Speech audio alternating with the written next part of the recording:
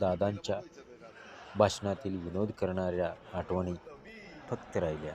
त्यांचे चुटकुले पहा किती मजेदार असतात आणि लोकांना किती हसवतात. आणखी कुणासमोर नाचेल, तुला काय त्रास होतो?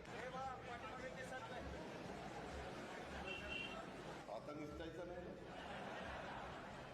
तू आज कुणाच्या तरी सुपारी घेऊन आलाय ना.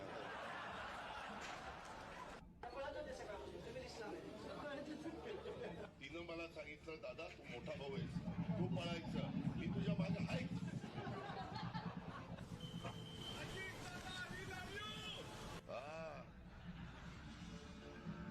घड्याळाचं बटन दाब, ती लव यू राहू दे बाजूला.